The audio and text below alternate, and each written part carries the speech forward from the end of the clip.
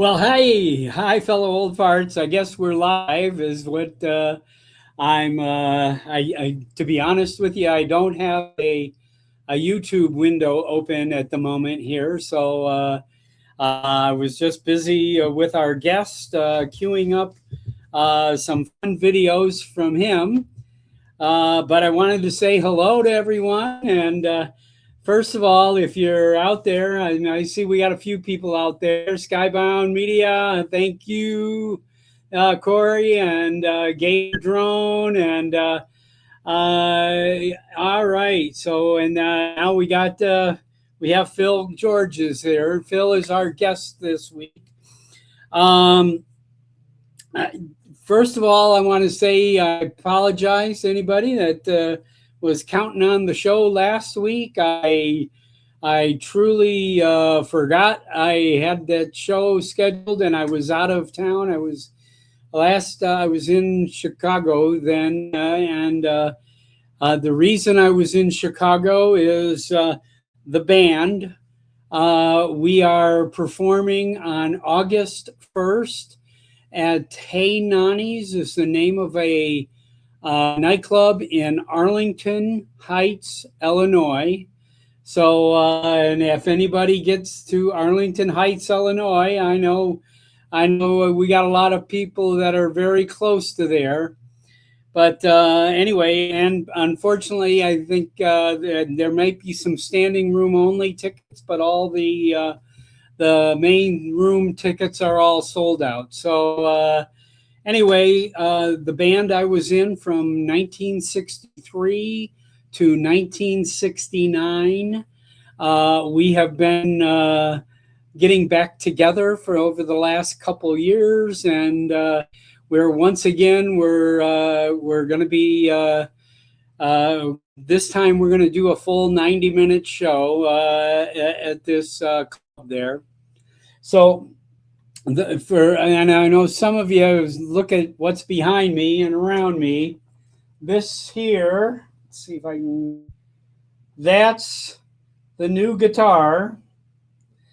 It's a Chinese duplicate of a Gibson ES140. It was a 3/4 size guitar made for children to learn how to play guitar. And of course, I have a hand about the size of a 13-year-old, or 12-year-old, so that's my newest excitement here. And and of course, my headgear probably does not need any explanation now to our audience here. I made a wager with Rick Williamson. He's in Raleigh, North Carolina, and so he would be wearing a Vegas Golden Knights hat if the outcome of this past hockey playoffs were different. But unfortunately, the Vegas Golden Knights did not win, and so I am wearing now a Carolina Hurricanes championship hat here, Stanley Cup hat, and I'm doing so to fulfill my end of the bargain. So thank you, Rick. I showed up on my door a few days ago, and this was our wager, and I'm doing it. So thank you. Hi, Jim. Jim Stroning just came in there. Captain Ray Kelly is in their audience. Captain Ray, thank you for so much inspiration and so much good. And I understand that you know our guest today, and we're going to see some fun stuff here. It's a balmy 107 degrees. We actually had some rainfall this morning here in Las Vegas, and it's a pleasant surprise to get some rain. we enjoy the humidity and we enjoy the cool down it brings, and but it's back to no clouds in sight, and the 100 and so degrees is coming on down. So it's great. I was out this morning. Actually, I got to do a little extra driving this morning. I had to take my car in for a smog check, so I had to make sure it would pass. So without any further ado here, I want to introduce our guest. Phil's been to now, I think, 3 or 4 drone meetups, including the Vegas Drone Meetup, I think once or twice, and we'll find out. And he went to South Florida this past April, and he gets around. He's based out of near Salt Lake City, Utah, and I have to tell you, we have some of between where he lives and I live, we have some of the most beautiful country to film with drones. And so I'm excited to share some of Phil's work today. But first of all, let's meet Phil. Hey. Hi there, buddy. Hey, everybody. How you guys doing? Good. Thanks for jumping on. Tell us a little bit about you. We always like to start with the new guest of, give us a little background on, where'd you grow up? What'd you do? What are you doing now? And how the hell did you find drones? Well, I'll tell you, I grew up in Clearfield, Utah. My dad passed away when I was 7. We were in California. We moved here, but that's because that's where her family's at. Where my dad's family too. So we came here, and so I was raised by a widowed mother. She's sainted. Yes. And I was in Utah, so I spent a lot of time in the mountains, and a lot of time in the West Desert, and a lot of time on the Great Salt Lake, and. They used to call me Sertan Yob, which is nature's boy spelled backwards, because I hardly ever wore anything more than like just barely covered, and I wanted to be outside at all times. So with that, I do have a degree in multimedia and computer graphics. But I actually never had a job that paid better than what I did. I worked 25 years managing ice cream plants, and after managing plants, I was quality assurance manager at several plants. Some of them were brand new plants that we opened up because I had some good skill set. And then the last 13 years of my career, I worked at the hospital in nutrition care. I was kind of the quality assurance guy, but I made sure that the patients got their prescribed diets and got only quality food, I bet. Yeah. And I really enjoyed that because I got to know the patients, and I got to spend time with them. And I wasn't, because I was the supervisor managing that, I didn't have a time restraint on me. So if I wanted to spend a half an hour visiting with a patient, chit-chatting away. I could do that. And I always tried to help them. I'm a artist. I like to draw. I don't know if I'm really, really good, but I do like to draw pictures for people. So yeah, I've got one of your works of art queued up here. I'll be bringing that up in a little bit there.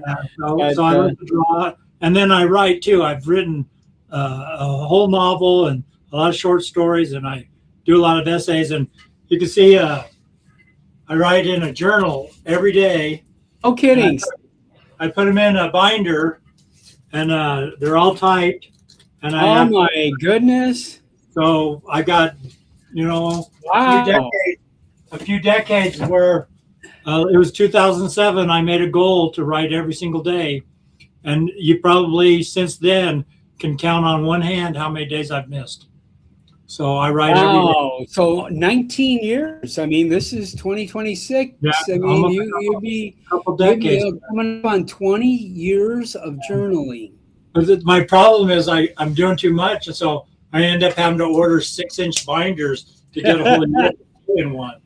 Because Oh my goodness. they're about 140,000 words I type in a year. So 1,000 years from now, somebody's going to find that. You know, well, hopefully my great grandchildren will still be reading. I want to put them in the family. yes. I mean, it's you know, who knows? We may all be covered over, or who knows? You'll be looking at a picture of Bob Dempsey and me at the Vegas Drone Meetup meeting. I put a big picture and wrote all about what a wonderful person, and you and Tom Dixon greeted me so warmly that day. There's a lot. I wrote a whole lot about the drone meetup. I read lots of details of the whole thing. Oh, fun. I understand that's extremely good therapy to recap your day and to enjoy it multiple times. Kind of. I got to a reunion and I start telling stories and people say, "Oh, I kind of can remember that. How do you remember all that? How did that happen? Yeah. Yeah. In this new endeavor, new old endeavor, my rock band from grade school and high school, I have people coming up to me at every show and going, "Oh, I remember this and this," and they're going on and on about something. I don't remember who this person's name is. It's so fun, kind of thing. Hey, Herman, I see Herman just joined the chat there. Oh, that is such a great thing, Phil. I had no idea. Give us some other stories. What, so ice cream, that sounds like an awful interesting career. Well, when I was growing up, there was 3 family businesses that did ice creams, the Snellgroves, the Farrs, and Russells in the state of Utah. And I've worked in all 3 of those plants. So, oh my goodness. Snellgroves was by far the highest quality. And I'd worked at Farrs when I was a kid, when I was 18. And then I worked at Snellgroves when I was 20. Oh. And I worked there for 10 years. But Dryers ended up buying that plant. Yeah. And they kicked us all out. So I went back to Farrs 13 and a half years later. Oh, and my. I ran that plant for a number of years. And while I was there, we bought the Russell plant and moved all our production to that facility. So I've worked all 3 of the major family-owned ice cream businesses in the state of Utah. Oh my goodness! So mixing it, making it, freezing it, pouring it into a cup. You know what? When I was single, I would try to tell girls, "Yeah, I'm the plant manager at the ice cream factory." And you could see the little motor in their head, and they with a cone handing it across the counter, the little cap on. Yeah. I'm the manager. But the paper hat. That's what they pictured in their head. So. Oh, sure. Oh, that's great. No. We had they made the ice cream bars for Disneyland at a plant right up here near Lake Las Vegas up here.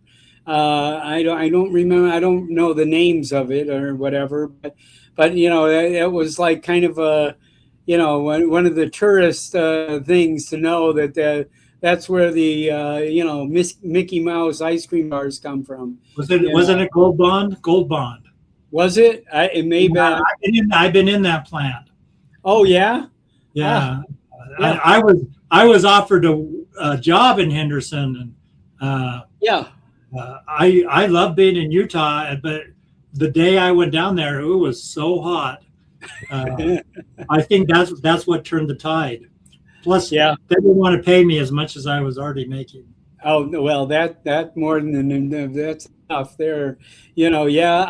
This is my 52nd summer in Las Vegas. So, my body and metabolism and whatever it takes, obviously I fit here. It works. But there are other people, I tell them, come and spend a summer and you'll know right away whether you can do it or not do it. Yeah. You got to But do let me just mention with the drone meetup in November. Oh, that's yeah. a perfect time to go to Las Vegas and fly drone. It November, is. Just in fact, after today, I went out with my daughter. I biked 20 miles and Wow. flew my anti-gravity around by Utah Lake, and it was in the 90s. And there's a forest fire on the mountain, so it's smoky. Ooh. And I'm thinking that July and August are going to be as bad as January and February to fly drones. Yeah. And everything in between that's a better experience. But oh yeah. I got over a heat stroke from today. Yeah. But I had a good time. Yeah. Well, that's good. My Insta3 camera kept overheating and shutting off though. Oh yeah. Yeah. The on the anti-gravity camera. No, my B-roll camera. 360. Yeah. Yeah. When I was on my bike, it would only last for about 20 minutes. I rode probably 3 hours altogether, and I wanted to do a time lapse, but I don't have more than 20 minutes of footage on any of the rides I took. So yeah. Wow. That's my anti-gravity lost contact with my goggles, and my goggles just shut off, and it was 2 miles over Utah Lake. And my daughter goes, "What are we going to do?" Because I was showing her she had never been with me, and I said, "I'm going to come back, give it 4 minutes because it was 2 miles out there. Yeah, it's going to come back and land on that mat, and we can just sit here and chat, and it will do that." And she kind of felt my confidence, and then she goes, "Yep, you're right. Here it comes," and dead center on the mat, and I didn't have my goggles weren't even on, or my controller wasn't working. Well, that's a testimonial we should probably be selling to anti-gravity. I mean, I have to tell you, they're going to be at the meetup. I'm going to tell them some stories though. Oh yeah, I have never heard that. Stories. When I was in Florida, the signal problem, I would shut down and go to return to home a lot, flying with all the other drones in the air. Oh yeah. In fact, John Flynn's blaming me for people still having connection issues after they think I infected them with something. So John's in the chat here. He's in the chat there. Hey John, I'm going to put the link here. Jump in here and you guys can fight this out here. He's a great guy. I've gotten to know John Flynn and his wife Colleen, and we've gotten to know each other for a number of years here and everything. There, I also think that Alex Escardo is in the chat there. Hi, Alex. Do you know Alex yet? Yeah. Bill? Yeah. In fact, I have a beanie, or a toboggan, as some people call them, that I got at the Florida Drone Meetup. Oh, good. Yeah, we have spent multiple occasions together here in South Florida, and have had just a wonderful connection here. So I'm glad to see a lot of our friends are starting to show up here. So I got a video of yours queued up here, and I have to tell you, I want to preface it by telling everyone that this is a lot of fun for the first couple minutes, and it's Lord of the Rings time, right? Is that what it's based on? Yeah, some of that. So if you've been exposed to that, you'll know what's going on, and if not, you're going to have a good time. That's for sure. So let me get this screen functioning here, and let's see, share screen. Okay, can I share the window?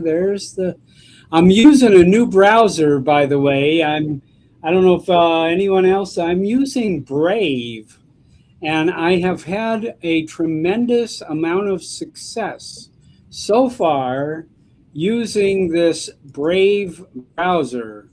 So there it is.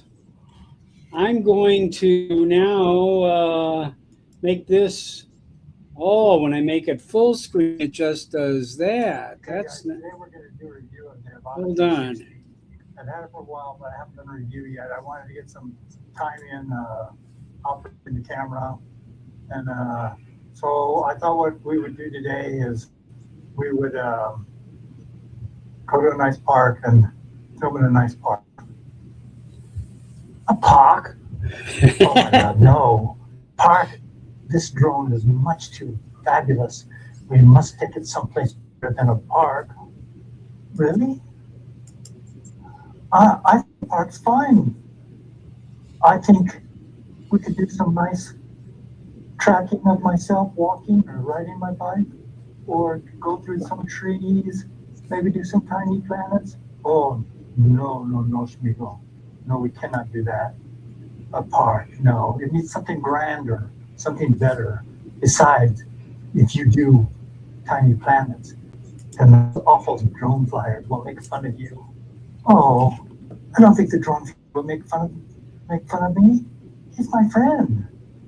You don't have any friends. Oh, but I like to make tiny planets. Well, you can make tiny planets, and if he gives you any problems, I'll take care of him for you. Okay?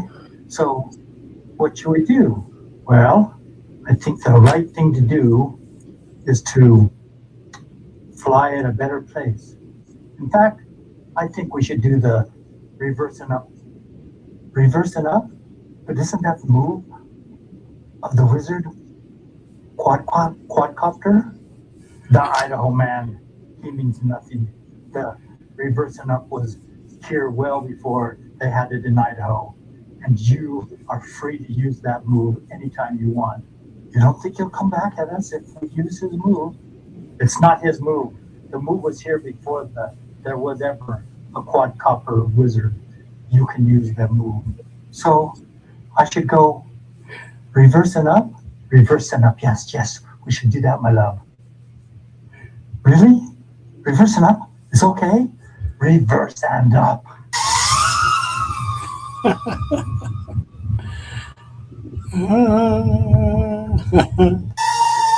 we're going to try to do a drone. 42-minute long video if you want to watch. Yeah, I'm going to skip ahead. Everything. But I love how you've got, the screen view. You've got your other camera. You've got two camera angles on this. I love it.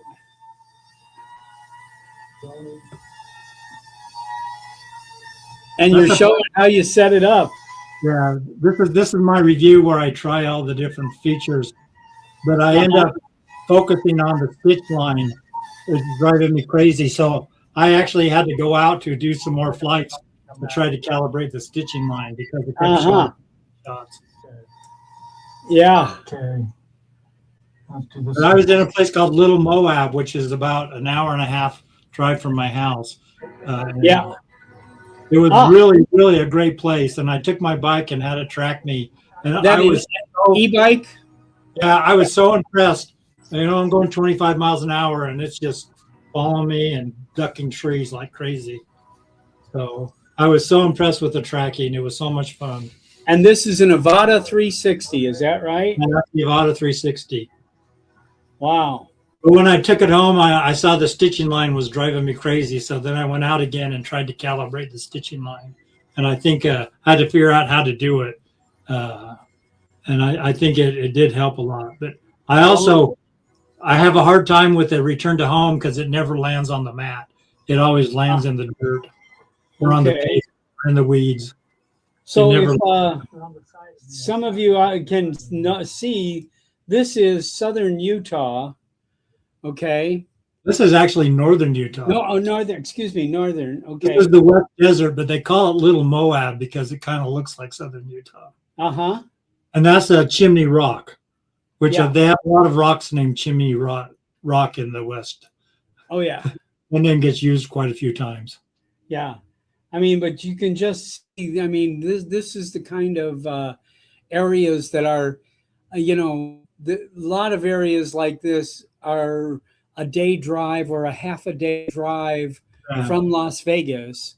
Or, if you were coming to Las Vegas for the meetup, another couple days in southern Utah or middle Utah would be a definitely big plus to your trip. That's for sure. I really have, it's just such a breathtaking place to be.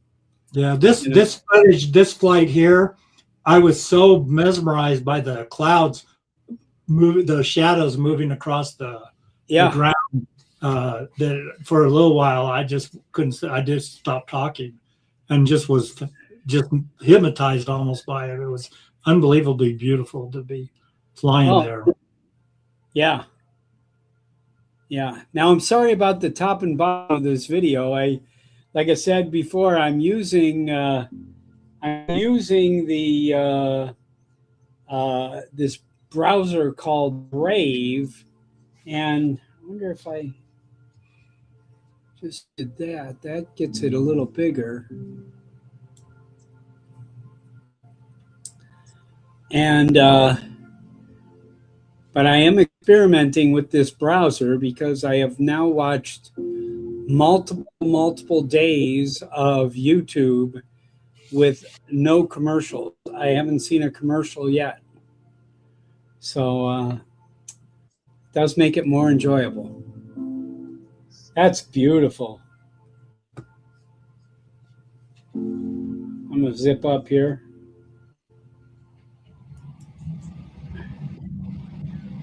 Okay, there's your e-bike, huh?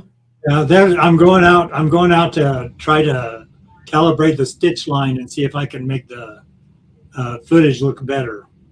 So I go and try and make sure I can see the stitch line, and then I do calibration, and then afterwards I fly around. And I thought that calibrating the stitch line worked. It made the footage look better. So wow. But this one's I can get there in an hour from my house on my bike. Okay. So this is called Bingham Creek. Okay. I do see a little bit of water there. Yeah, there's not much water in Bingham Creek. I'll tell you, it's the Mountain View corridor is the major road there, and when I go under the bridge, about 100 birds come out and going at my drone. But since it's a 360 drone, I'm able to, just follow the bird, catch a bird and follow it in the camera. Oh my! Coming around me, so. And the bird doesn't seem to want to attack you? Yeah, well, no, that they were really coming after. I think they're nesting under the bridge. So when I go under the bridge, they were coming out. But when I was editing the footage, I was just following birds around. Wow! Because you can focus in on them, and then you use the arrow keys and just move a few frames and move do a keyframe. I know Tom says, "Oh, the less keyframes, the better." But if you want to follow a bird, and I did it down in Moab too with the 360. A bird circled me 3 times, and I followed it with the camera all the way around. Yeah, but he didn't attack you. No, he never did. But these birds, they just want to get your attention away from their nest. So most of the birds that I come into contact with just try to fly around me to get to maybe drive me away from their nest. But it was a magpie in Park City that actually bumped my Mini 4 Pro and tried to knock down the stuff. And I didn't know what happened because obstacles went off, and then my drone started shaking, but it didn't come out of the sky. But when I went back and looked at the footage, you can just see a corner of a feather sticking in when the footage went crazy. Telltale sign, yes. Magpie feather, just the briefest minute of the one. So I know we're all over the place when I was flying in Park City. So Tom lost an Air 3. There you go.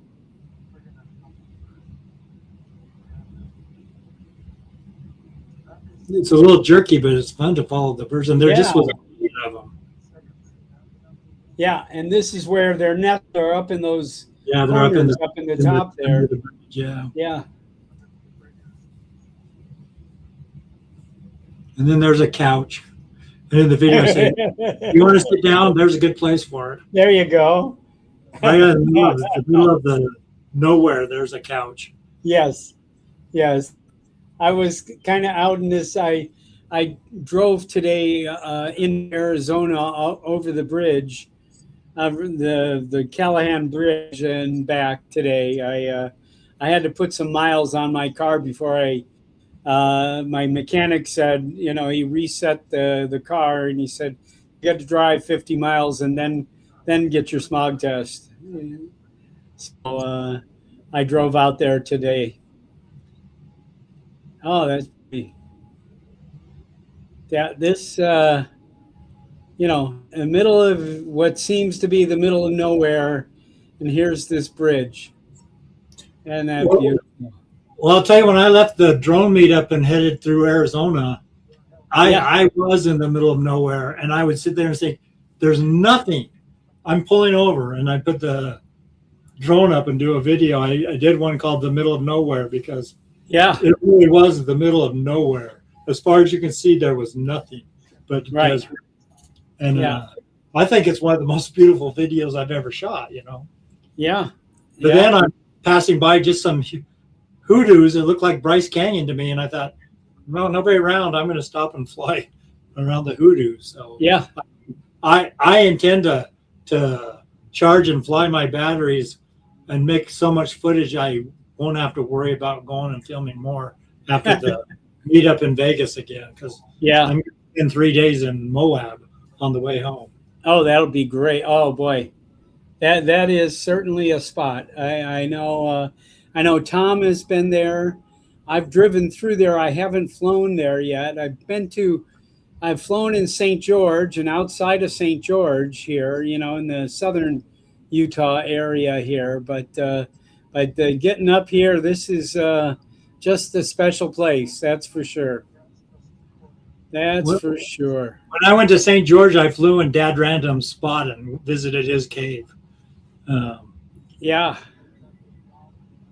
Wow. And we're going to go to Oregon.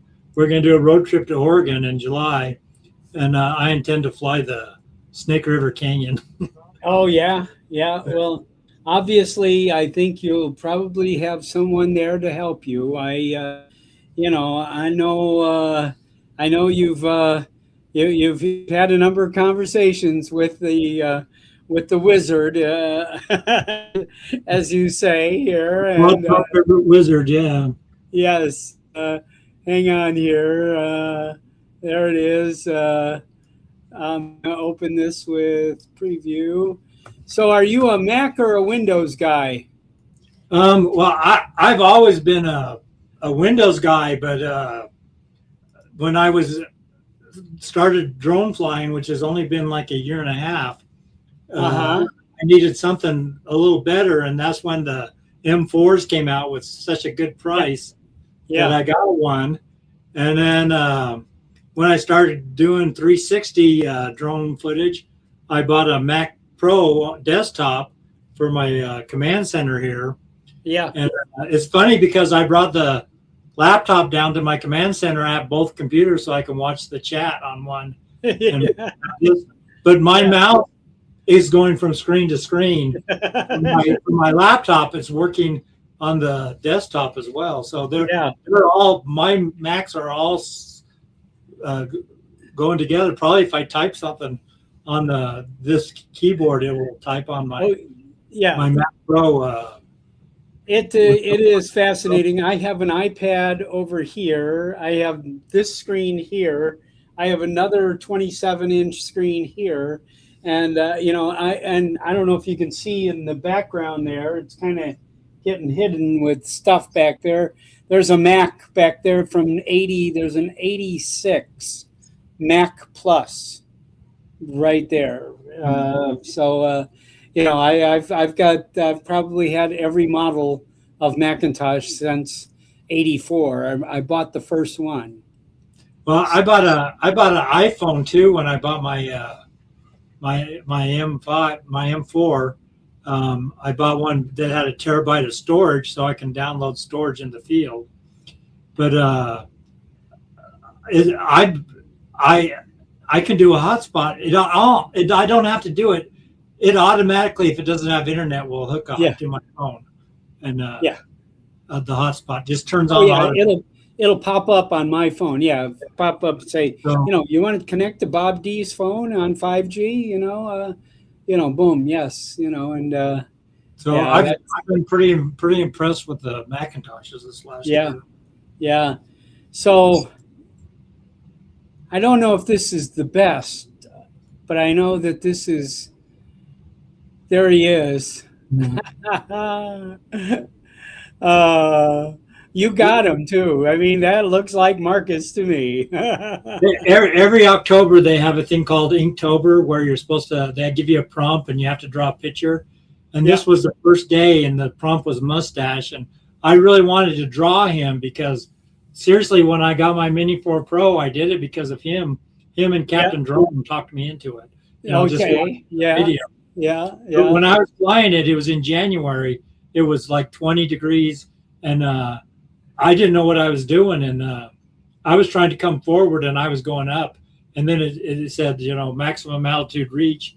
And I was just a tiny dot. I go, I don't know what I'm doing here. And it was so far away from me. And I realized I was in 3 times zoom, so I zoomed it back to normal. And I almost disappeared. I was so far away. Yeah. And I felt like quitting. I felt like I don't know what I'm doing. I should just go. It's getting over that hump, Yeah, I heard the voice of Marcus Crawford in my head. And he said, do the return to home on the controller. That's what he said. And I pushed that button and the drone came back. And I never worried or felt bad or turned back. When it got close enough to me, I just started practicing figure eights and circles and stuff and figuring out the controls so I knew when I was going up and knew when I was going down. And it was his voice in my head. And that's why I drew that picture of him. Because he really saved me that day. And now, a month after that, I had the Avata 2 ordered, and I'm up to 9 drones. Oh my! And when did you start? In January of 25, so not that long ago. That was your first drone? Was January of 25? Yeah, I bought Temu drones in the end of 24, but they were a bunch of crap, except for one. One's pretty good. It's called the AE 86 Mac or Mac Pro or something like that. It was a $300 one, and that worked so well that it made me want to get the DJI, which would be even better. So but I taught myself FPV, and I've been flying FPV too, and to me it's really fun to know that if you let go of the sticks, it's going to crash. So you have to be focused in on it to fly it. And I've been doing that, and I'm going to build my own drones now too. I think you're going to try. You got a good soldering and setup. And I've got all the things ready. I've got my frame all spread out right here, and all the parts right here, soldering iron and everything. I just have to be brave enough to start soldering. I have everything ready to put together, and I just have to be. I just have to get the courage to turn the soldering iron on, because I don't know. I got some practice boards. I should start practicing. I'm gonna bring up another fun one here. Well, let's see. That one's. How about just another bird in the sky? Oh, that's chasing birds, I bet. Yeah. I think the birds are connecting to me everywhere I go now. I think you've created a relationship. Here. Now this one I really was, this was with the stimulus that, I want to fly with, I think I need to get this Avata 360, this one that you call Wonderment. Yeah, Wonderment. Yes. Like Andy, Drone Life Andy in England. I watch him, and he uses the word wonderment. This I just was so enthralled by this one. Here, let me bring it here. Come on. There we go. Share screen, window, wonderment. There it is. All right. I'm glad you're indulging me because I really like this video. This is so, and this was not too long ago, was it? No, and this is a place I can drive to on my bike. I can ride my bike here and fly, and it kind of turned into a favorite place because my Avada and my Neos, they love to be in the trees, and so do I. I love to fly in the trees. I do have that Neo too, and I am fascinated. I got the goggles N3 and the motion controller, and that is just an amazing experience. Okay, so now this is just the beginning here. Yeah.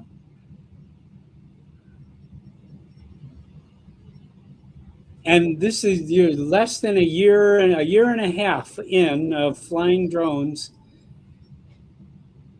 What actually stimulated you to buy that first one?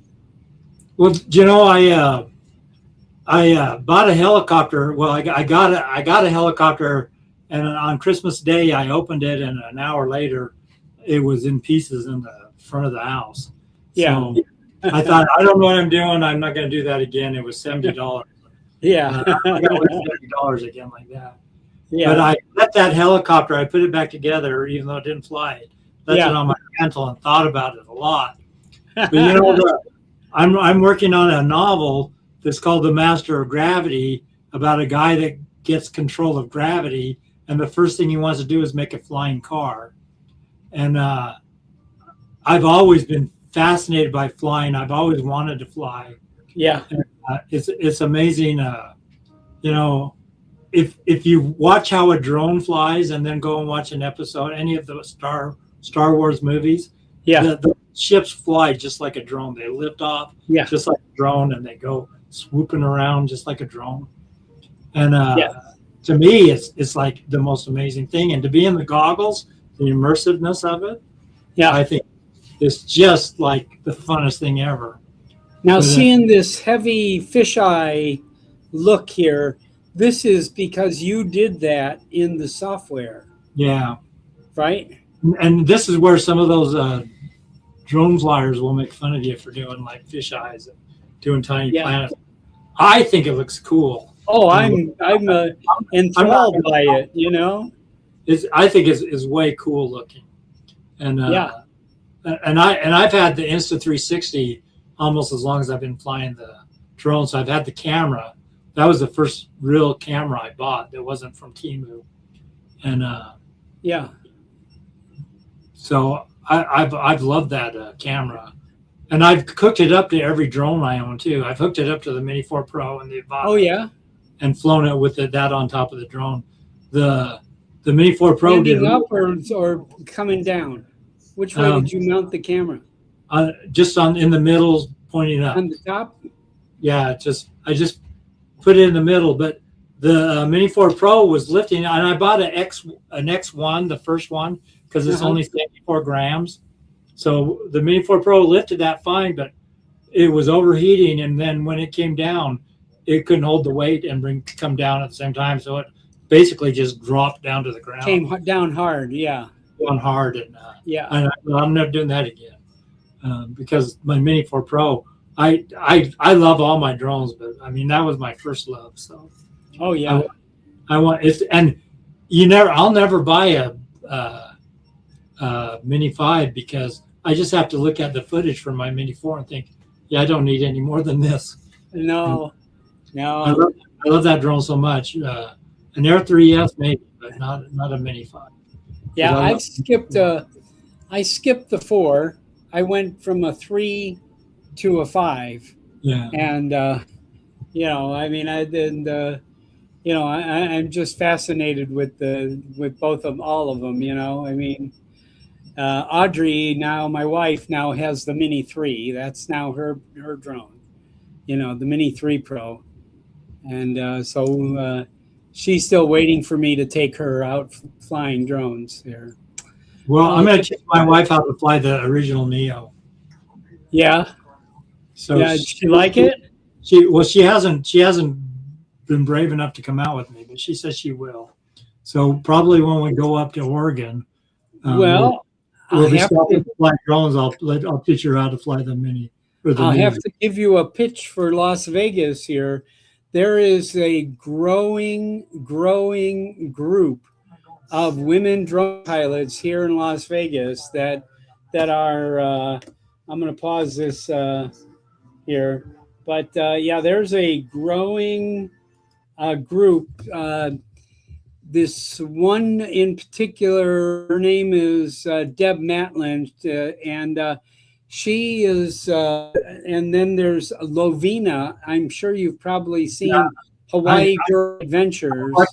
I subscribe to Lovina. I remember her from the meetup. Yes, and she is taking groups of women.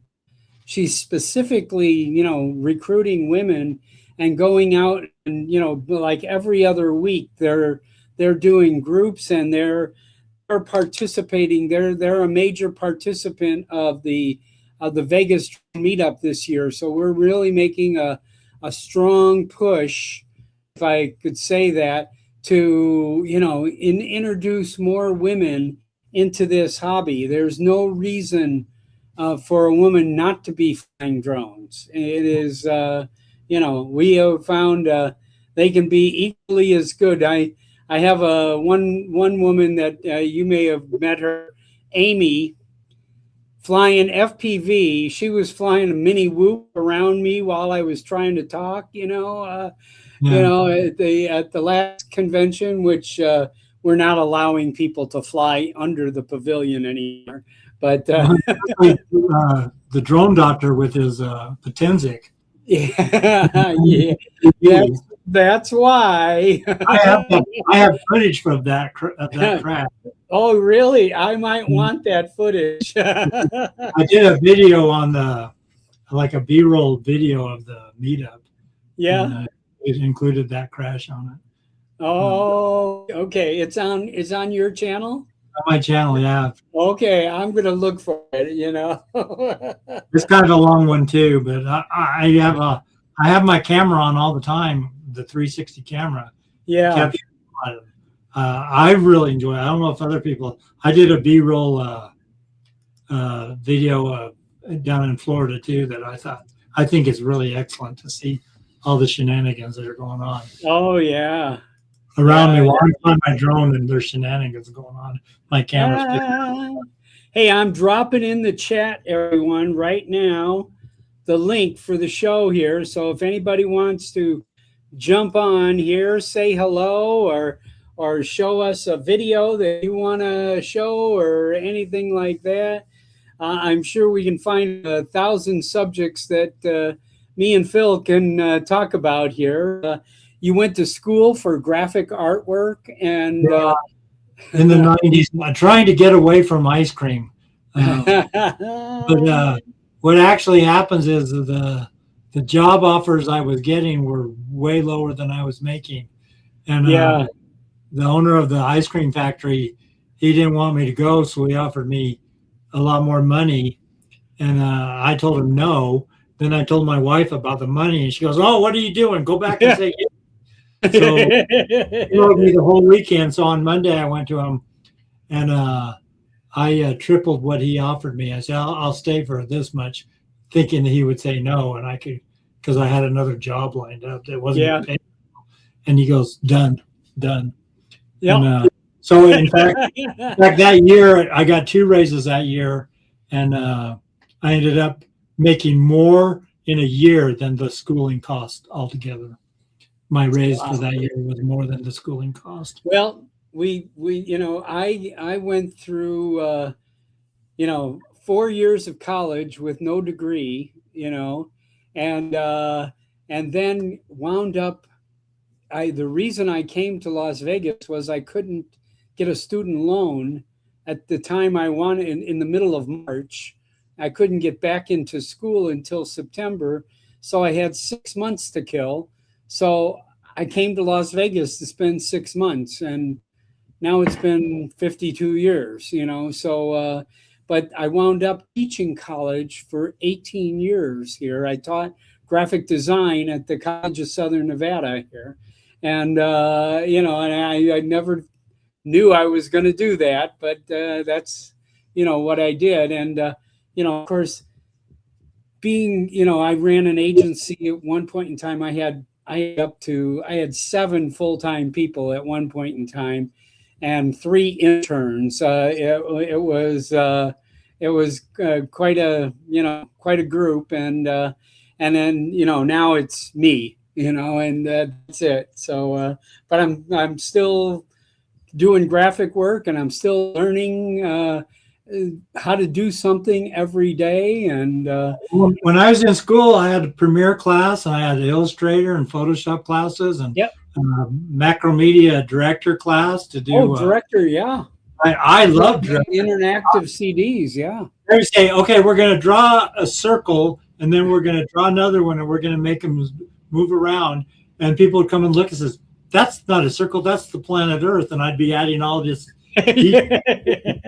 flying around them and stuff, because that was like the most incredible software I thought in the whole world. I love that. Yes, I thoroughly agree.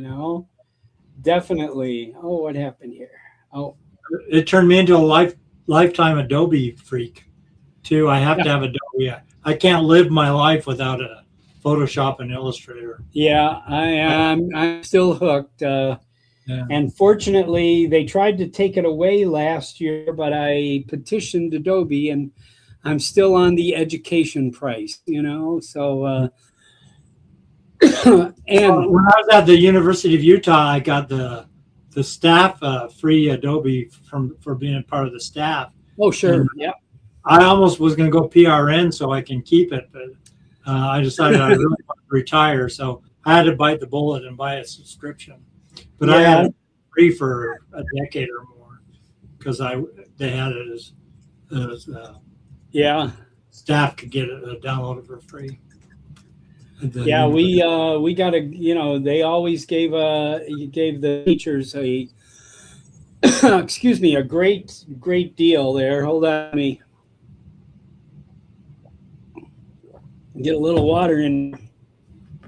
Yeah, they always gave the teachers a great deal, and I've just been continuing to pay them. And then last year, I had to have a couple of conversations with them, and they agreed that they should be continuing to give me the education deal here. I'm looking for some of your art here. I don't know. Here, Phil's photos or albums. In your Facebook account at the moment. Yeah, in my Facebook account, if you go back to October, that's when I was drawing pictures almost every day.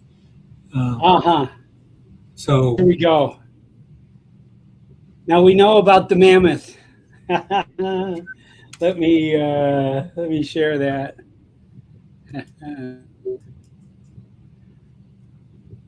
Share. I have all my pictures I post on my wall. I make a print. I put the print on my wall, but it was a pretty interesting time this year that the Arizona Coyotes became the Utah Mammoths here, and this is a great one here. The mammoth on the ice there. I think they should be buying that from you, huh? I tagged them. I was hoping somebody would say something, but yeah. Oh, that's it turned out really well too. Yeah, I kind of like drawing elephants too. I don't know why. Oh, yeah. I'm really good with dogs. I've done commission work. Yeah. Drawing pets. where I absolutely can capture them. Well, you do a good job on bees, that's for sure. Look at that guy. My brother was the one with talent, and I taught myself how to do it because I wanted to do what my big brother did. So yeah, all my talent is creativity, and the drawing skills I had to teach myself. Wow. There's my e-bike. There's my wife. Who's that? That's my wife. I draw her every October. I don't think she likes some of the pictures, but everybody will say there's a doggy. There's a pet, and I get the personality. I'm able to capture the personality. Is that your doggy? No, I did that. That belongs to a lady I worked with, and she paid me to sketch the dog. Oh, how cute! I'll do pets for a commission, and that dog actually passed away. Oh, when I get people enjoying here, artwork, I make them send me a picture of where they hang it on their wall. Oh, cool. So we've been joined by a couple of friends here of yours here. Tom Dowling. Hi, Tom. And I thought I was coming in to lower the average age in the room, but you know. And Bud comes, and then we just throw the average out of sync again. Hello. Hi, Bud. Oh, Bud. fun. Phil, how are you, bro? I'm good. I like both these guys. Tom, you guys were so nice to me when I came to the Vegas last year. I was telling Bob in my journals, I was singing you guys' praise like there was no tomorrow. Well, I'm glad you had a great time, man. And I've become really good friends with Bud, and I really want to go to. I don't even want to try to say the name of his town because I'll say it wrong. But I want to go to Oswego. Okay, I want to go to Oswego, and I want to fly under his pipe with my umbrella.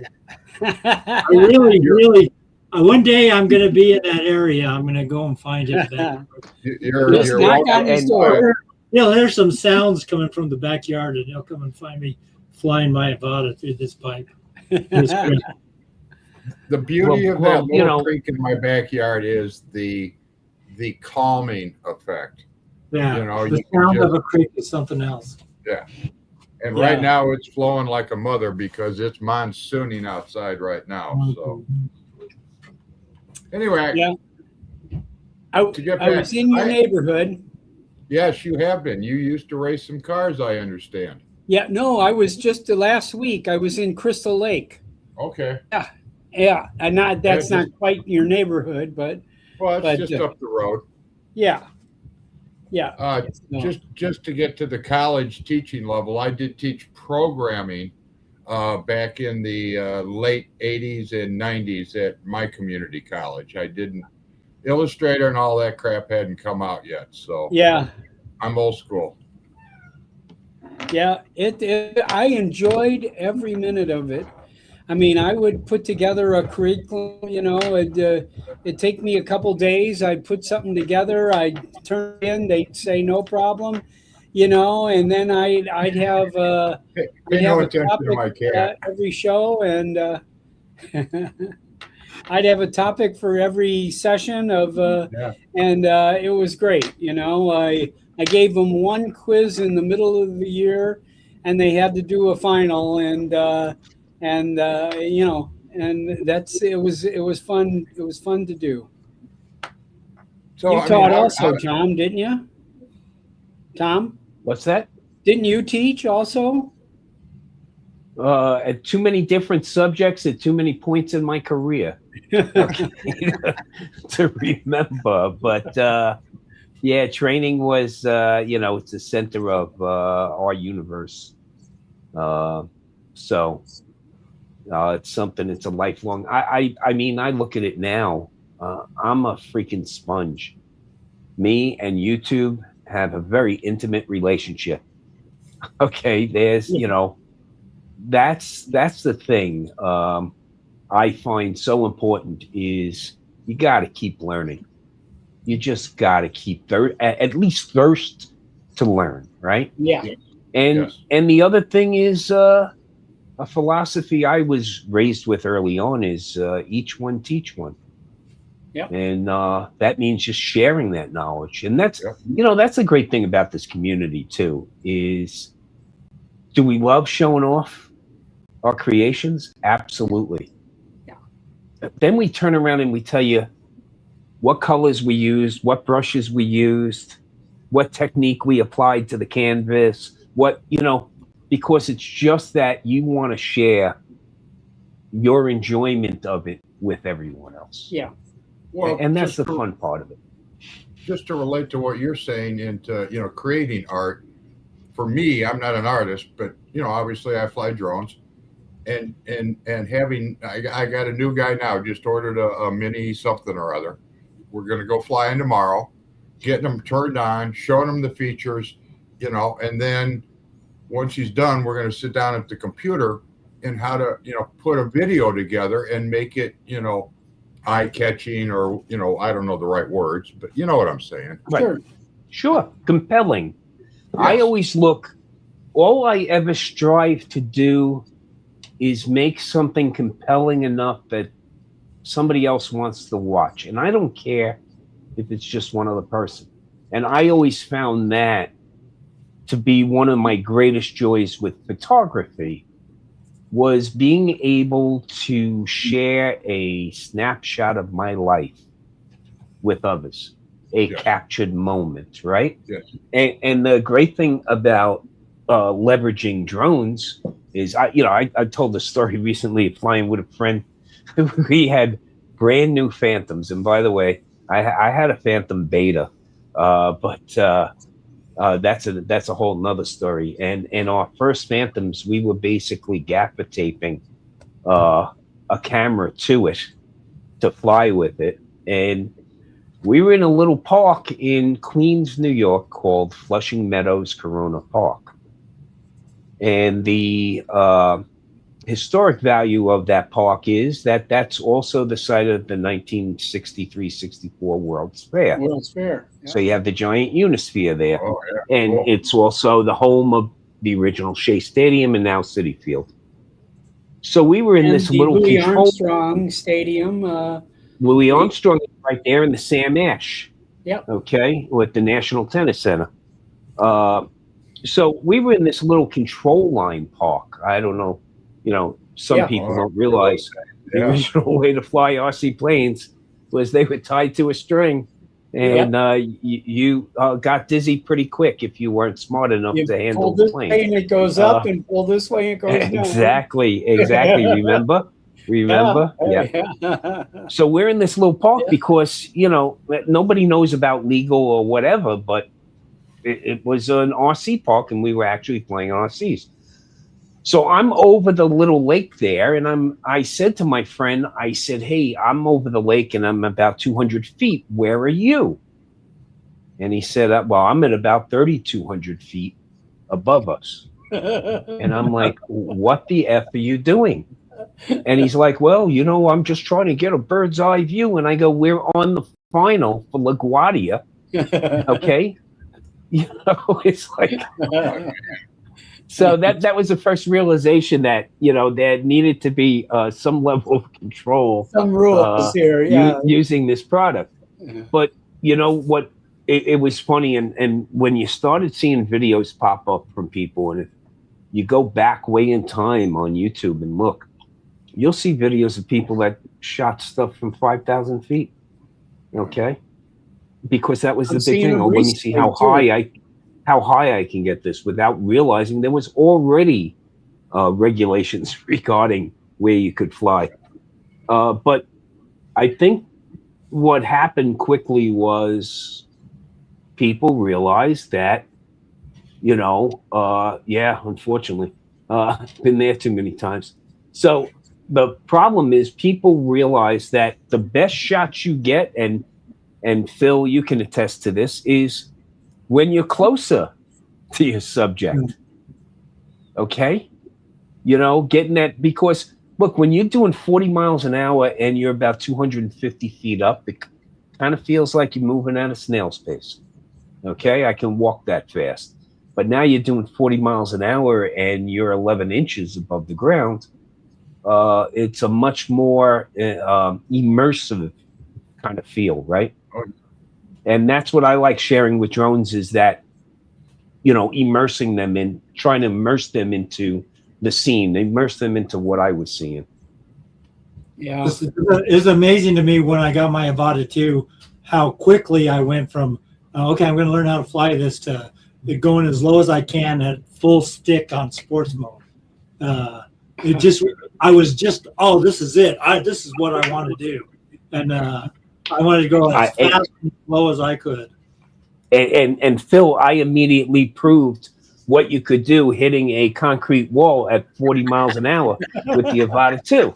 Okay, so that's back when I had air refresh though. So I hit a tree and went down on the wrong side of the fence. Had to ask the security guard to let me in to get my drone, but I wasn't too worried because I had care refresh, and I figured if worst comes to worst, then I'll just send it back to DJI. But once I have not crashed my Avata since I knew I wouldn't get care refresh. None of us want to crash anything right now, okay? Because it's not as simple anymore. But my first crashes were daunting, and my first rescues had nothing to do with being a first responder. my first drone rescues had to deal with other people's drones stuck someplace, and jury rigging up a hanger and a hook to try to grab them out of trees. Okay. Yeah, I want to put an FPV camera on the hook so I can fly with the sticks, not from the drone camera, but from the bottom of the grappling hook. So I can see that drone I'm trying to pick up and pick it up. Yeah, it would be easy, right? In the sticks, I say, okay, now it's time to fly from the grappling hook and put the goggles on. Still have the sticks. So with the DJI Avata 360, what I love doing with that drone is shooting gaps. Okay? Because that's now you can add acro as you're going through the gap in post. Yeah. And again, it's to me, a lot of people will rag on the Avata 360. First off, I don't think they named it properly. I don't know if it should have been named in the Avata series or not. Correct. But it's a 360 platform camera. Right. And if you treat it as that, I think it's a superior product. I really do. Well, and there's especially from a creative standpoint. Confidence. Well, go ahead, Phil. Now that you don't have with the Avata 2, that it's going to avoid bad crashes you probably would get in the trees. And you have the sensor acuity now on this drone that you didn't have with the Avata, which, by the way, would be a major drawback for the Avata 2. Yeah. Okay. Well, I end up, if I want to go back, I turn it off anyway. The Neo 2 too, I turn the obstacle avoidance off almost every time I fly it. So I could hit we just did. Yeah, go ahead, bud. Do you fly with the goggles or with the RC? I love the immersive feeling of the goggles with the motion controller. Now, I just did something this past weekend. Bob and I attend a monthly meeting at a UNLV work site with a group of people, and one of them, Victory and Rich run that get together, a tech meetup about this technology. And they're a mapping company, Aero AI. So I actually, right after we got done with our meeting, we tried using the Avata 2 to capture spatial data. Because I guess people don't realize you're also canning an SRT file when you shoot. Yep. One important thing I want to bring up. So many folks are complaining about they're really struggling with editing because of the size of these files and trying to deal with them in DJI Studio.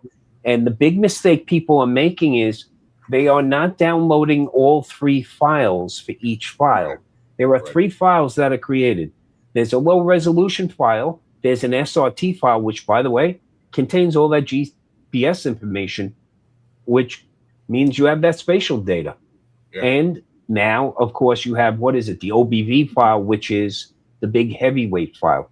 Well, when you download all 3 files to the directory you're going to work with, and please don't work with these things on the card or on your phone. Studio is a great tool if you leverage it properly. But when you bring them, when you import it, import that entire directory in to Studio. What Studio is going to do is it's going to immediately use the low resolution, those LRF files. Yep. And that's what you're actually keyframing. And then when you go to export, okay, that's when it's going to export off of the full resolution. So like it's a lot easier to deal with. Like a proxy. It's a built-in proxy. If you look at the 360 products, you look at basically all the major DJI products now, they're all sidecarred with a proxy file. Well, so assuming you turn it on, yeah. I mean, you want. Well, yeah, you're automatically capturing it, okay? Yeah. Because there's no way to default it off. So you're automatically capturing it. And that's how they've made the editing on the phone so much simpler today, because what you're actually editing is you're leveraging a low resolution file. So, you know, that's the easiest thing. I haven't a clue how that works. But now what I found out with the Avata 360, we wanted to do a one-shot through the building lobby. So we had automatic doors on one side of the building, automatic doors on the other. So I, from the parking lot, went to fly in to the automatic doors, and the Avata 360 was like, yeah, I don't want to do that. So now I got to go back in, and I got to turn off all obstacle avoidance. Okay? So all that 360 camera shit does nothing for you at that point. Okay? Right. But I'll tell you, we did the fly through the lobby, and Victory recreated that in a 3D sphere that you could actually walk through. So that opens up commercial opportunities for that Avata 360. Well, think about it. Now when you're collecting, normally when you're doing photogrammetry and you're mapping, so you're going to orbit at 3 different altitudes and put all that stuff together and create a splat, right? Well, now you're collecting all this information at 3 different altitudes, but you're collecting 360 degrees of that information at those. So really, I think what you're going to get out of this is a lot more immersive and a lot more data that can be leveraged. So I think it really does open up the commercial possibilities. It could replace like Matterport. Are you familiar with Matterport? Well, yeah. If you saw at our tech meeting, did you see that he had a Matterport type camera? Yeah. Okay. Yeah.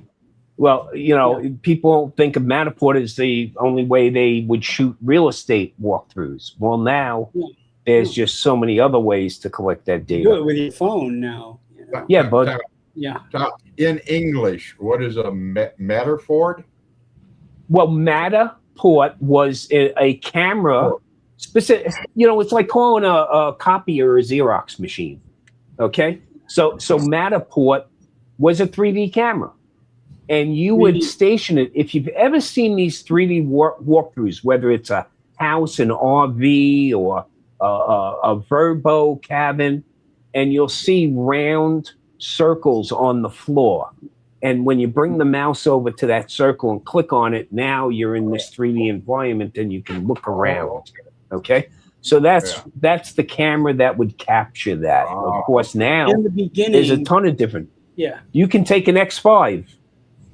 You know, an Insta360 X5 camera, the 360 5th generation 360 camera, and set it up on a tripod and do the same thing that a Matterport camera that costs thousands and thousands of dollars. Okay? In the beginning, the early days, the Matterport was the first pioneer in doing 360 walkthroughs for real estate. Wow. That was the company that, and they sold you a camera and software and a distribution method kind of thing. Yeah, I've even never- had a hardware key you Yeah. had to purchase with it, okay? Because you were licensed to only work with the data on one computer at a, remember those days, guys? We had to stick the key in, or you had a security disk. That was the only way of working with it. Well, and that, remember, Bob, Matterport system back then was what, like $3,000-$4,000? Okay. Yeah, And today you can do the same thing with a $400 Insta360 camera. Yeah. Yeah.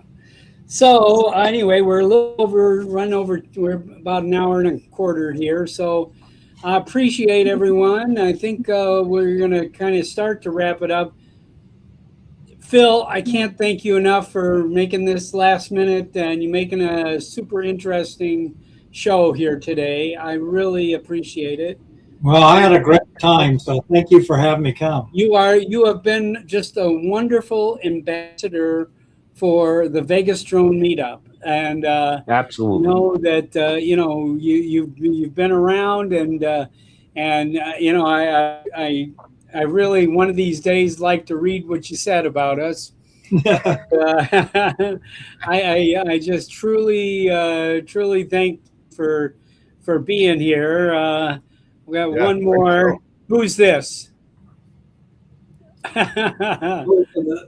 The prompt was toad, so I drew a picture of a toad. I've been volunteering with my daughter. She's a school teacher.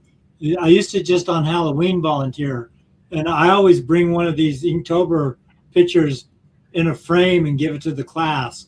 And I actually gave this toad to one of the classes. What a great thing. Teach them how to draw monsters. But since I've retired, I've been going to her class every Wednesday.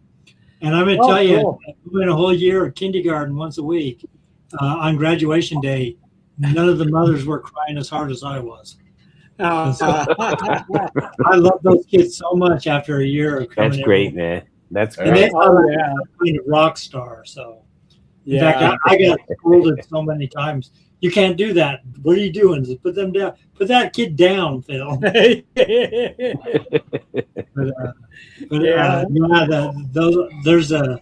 I've usually taught all the different whatever grade my daughter was teaching that year. All the classes I teach them on Halloween. So there's like a lot of those sketches in classrooms all across the Provo School District. So that's awesome. That's great. Oh, cool. Bud, you got anything you're promoting there? Well, I'm on the guest panel of Drone Show Live Wednesdays at 8 o'clock their time, UK, 2 p.m. my time Central, and you guys are what, 1 a.m. out in Vegas? 1 p.m. Yeah, 1 p.m. So we showcase some great, different again drone pilots from around the world, really. So again, Wednesdays at 1 o'clock your time, if you'd like to check us out. Okay. Thursday at 1 o'clock, is that right? Wednesday at 1 o'clock. Okay. 1 o'clock. Yeah. They're kind of where we used to be there. Yeah. Right. Used to be at noon. Yeah. Before you throw me out, I just want to say, Phil, it's a pleasure meeting you, man. I love your stuff. You just do excellent work. Tom, thank you. I don't know. Hey, what are you gonna do, Bud? What are you gonna do? You still have a New York accent, man. Dude, He's only been here for 5 years. Come with you to on. the grave, bro. Don't worry. Yeah, look. It's way more easy to understand than it was 5 years ago, though. Well, hey, it was forget about it. Back then, I'm sure. Forget about it. Yeah. No, but I really appreciate Bud because me and him spend time chatting back and forth in the comments of each other's So videos. it's getting better. Anyway, Bob, thank you for having me on. I appreciate it. Thanks, Bud. I appreciate you jumping in, and Always good to see you, Bud. Okay, good deal, Tom. We're Bob? getting close to making a release here. We're getting close. Yeah, it's coming close. It's coming I've had, close. I mean, I've had multiple conversations with our developer, both last evening and today, and He says he's almost got the full registration system ready to fly. He's ready to show me something maybe tomorrow. And then getting the workshops and the wait list and all of that stuff working.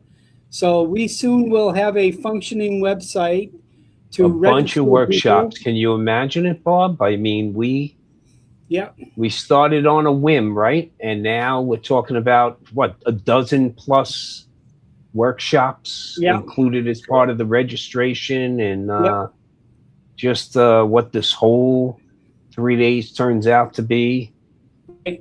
And we got to go with Pilot Institute. We got to go with that committee in line, man, and get them taking some of this load. Okay. You know, good. we'll be meeting with Pilot Institute because they're one of the big educators in the scheme of things. We have another couple of local that are providing some educational opportunities.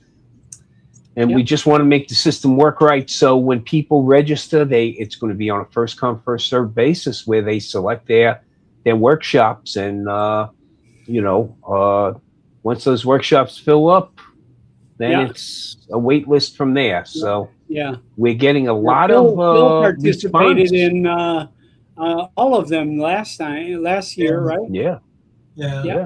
And it's kind of fun because I've watched I can't think of his name, the Pilot Institute guy that does the videos every week.